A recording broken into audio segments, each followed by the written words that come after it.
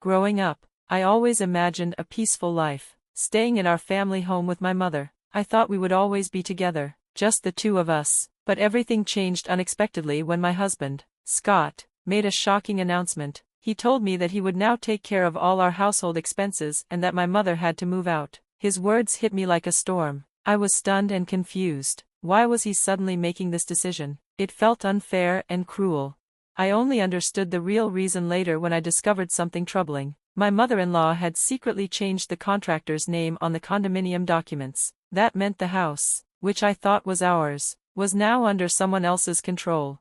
My name is Laura. I am 35 years old, and my life has never been simple. My father, a hard-working man who owned a small-town workshop, gave me my name. He named me Laura because I was born during that season. It may sound like an ordinary name to others, but for me, it carries deep meaning because it was chosen by my father, whom I loved dearly.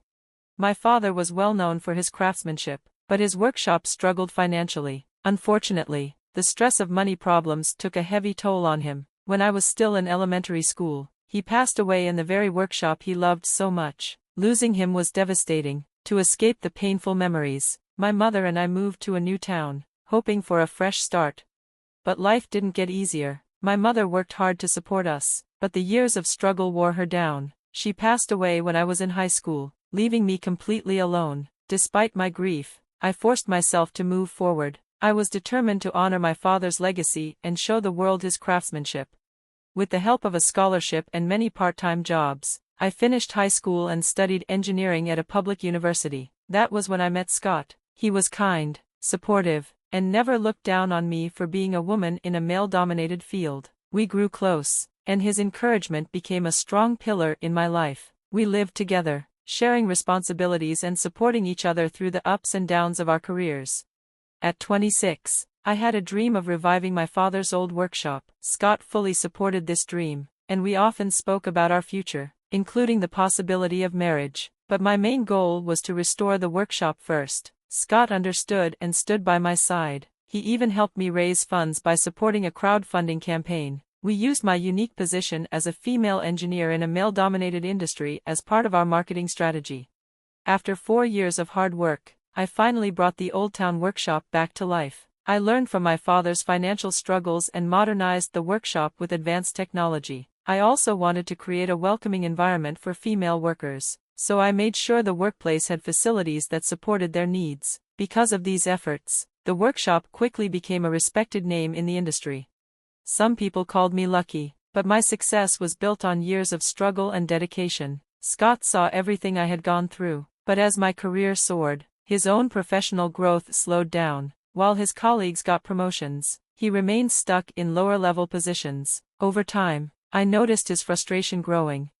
One day, he made a cold remark, saying that I might deserve someone better than him. His words hurt me, but I reassured him that my success wouldn't have been possible without his support. To show him how much I valued him, I proposed marriage. I loved Scott for his kindness, and I thought marriage might help ease his insecurities. He accepted, and we decided to inform our families. Meeting Scott's family was an eye-opening experience. Their home was old and falling apart, much different from what I had imagined. When Scott introduced me, his mother's first words were, "Oh, so you're the daughter of that wealthy business owner people talk about." I realized then that my crowdfunding efforts and public visibility had given people the wrong idea about my financial status. I had dressed carefully for the visit, hoping to make a good impression, but it seemed my polished appearance only made Scott's mother more skeptical. She made sarcastic comments, suggesting that I only looked successful because of Scott's support. Inside their home, I noticed how worn out everything was, including Scott's clothes. His father apologized for their house's condition, admitting that it was nothing like the luxurious homes of the rich. I tried to keep the conversation light, but their words made it clear, they saw me as someone from a different world, someone they couldn't relate to. Later, back home, I asked Scott about his parents' views on wealth. He explained that they had always believed rich people were selfish and untrustworthy. They taught him that luxury apartments and affluent lifestyles were symbols of corruption. Even as a child, he was discouraged from befriending kids from wealthy families. Although I didn't grow up rich, I understood now why his parents disapproved of me. Despite Scott trying to defend our relationship, his mother often accused me of making him take on too much responsibility. His father warned him not to let me control our marriage. Their constant disapproval made Scott doubt himself even more, and I could see how much it was affecting him. I tried many times to bridge the gap with his parents, but nothing worked. His father even accused me of thinking like a rich person, which deeply hurt me. Over time, Scott started visiting his parents more often, especially when his father's health declined. The distance between us grew. 3 years into our marriage, Scott made a sudden decision. He quit his job. He told me he needed to take care of things at home, but he never discussed it with me beforehand. I was furious. It felt like we were no longer a team. Our marriage had become cold and distant. Scott spent most of his time at his parents' house, while I continued working hard to keep the workshop thriving. The Scott I once knew, the man who stood by my side, supported my dreams, and believed in me, was disappearing, and deep inside, I feared that we were reaching a breaking point from which we might never return. When I married Scott, I had hopes that we would build a happy life together. However, as time passed, I began to notice troubling signs in his behavior. He spent more and more time at casinos and racetracks, often gambling away large sums of money. This created tension between us, making it hard to hold our relationship together. When I finally confronted him about it, instead of acknowledging my concerns, he brushed them off. He even suggested hiring a housekeeper, stating that he wasn't my servant and that we could easily afford help. His dismissive tone shocked me, leaving me momentarily speechless. Around this time, Scott's father fell seriously ill. His condition worsened rapidly, and just 3 months later, he passed away. Not long after his father's passing, Scott visited my house and made an unexpected declaration. "I'm moving in here with my mother," he said, his tone firm. "Just the two of us." I was taken aback, unable to process his words. Before I could ask what he meant, he continued. "I'll take care of the rent," he added, looking at me as if I was an outsider. "So you should move out."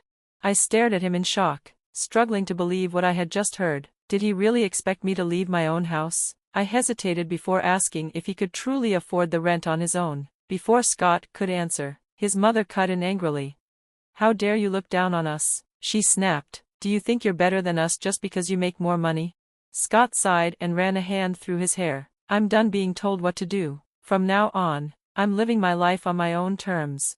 His attitude and his mother's hostility made it clear that they had no intention of treating me fairly. I realized that dealing with them would only bring more hardship. Swallowing my emotions, I remained calm and told them that I would move out the following month. But that wasn't good enough for my mother-in-law. She sneered and insisted I leave even sooner. "Next week would be better," she said, crossing her arms. "I've already arranged to move my things in." Her urgency was confusing. I had already agreed to leave, yet she pushed for me to move out faster. As I hesitated, she taunted me further. "Someone as rich as you should have no trouble finding another place to live, right?" she said sarcastically.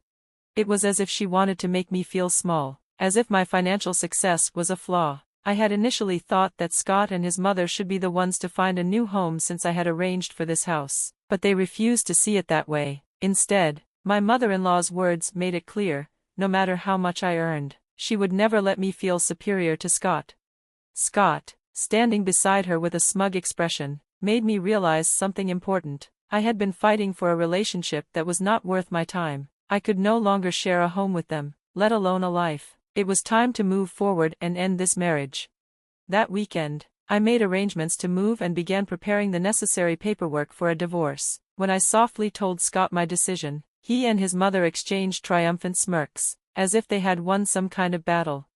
I wasted no time looking for an apartment and hiring movers. Amidst my work schedule and business trips, I managed to secure a cozy one-bedroom apartment, perfect for a fresh start. Moving out was a relief, and I left behind unnecessary belongings to lighten my load. I focused on decorating my new home, immersing myself in the process of rebuilding my life. Slowly, memories of Scott and his mother faded from my thoughts, though they were never completely erased.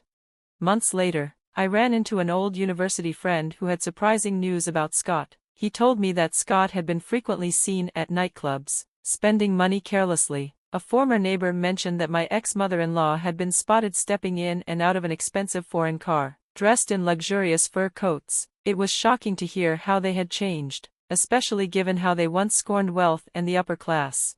Then, 3 months after our separation, I received an unexpected phone call from Scott. His voice sounded desperate, unlike the arrogant man I had last seen. "We've gotten ourselves into trouble," he admitted. Curious, I listened as he explained. He told me that, 4 months ago, his mother had called him with what she believed was the most incredible news of her life. "I won the lottery, $50 million, can you believe it?" she had shouted in excitement. Scott, overjoyed, had immediately believed her. They had spent years resenting the wealthy, and now they thought they had become part of the elite. His mother had gone on about how they could finally show the upper class that they belonged among them. She had even made a snide remark about me, assuming that with their new fortune, Scott would be free from my influence forever. Drunk on their supposed wealth, they moved into a luxurious downtown condo and began spending recklessly. Scott quit his job, and his mother splurged on designer clothes, expensive jewelry, and extravagant parties. They withdrew money freely, convinced their financial worries were over. Then came the moment of truth. When they went to the bank to cash in the ticket, they were met with a shocking reality: the ticket was from the previous year. Scott's mother had mistakenly matched last year's numbers with the current year's winning numbers. Their fortune was nothing more than a tragic misunderstanding. Now, Scott was calling me, panicked and unsure of what to do. As if that wasn't enough, he then brought up the topic of alimony. "You owe me," he claimed. "I heard you've been seeing someone else. That means I'm entitled to support." I was stunned. "Are you serious, Scott?" I asked, my voice rising in disbelief. "You're the one who quit your job and kicked me out of my own house." There was silence on the other end of the line. I took a deep breath, realizing that whatever happened to Scott and his mother was no longer my problem. Their downfall, caused by their own greed and foolishness, had nothing to do with me. "Good luck with that," I finally said before hanging up the phone. I felt a sense of closure, knowing I had made the right decision in leaving that part of my life behind. As I looked around my peaceful new home, I smiled to myself. Whatever happened next, I was ready to embrace my future, without Scott and his mother dragging me down.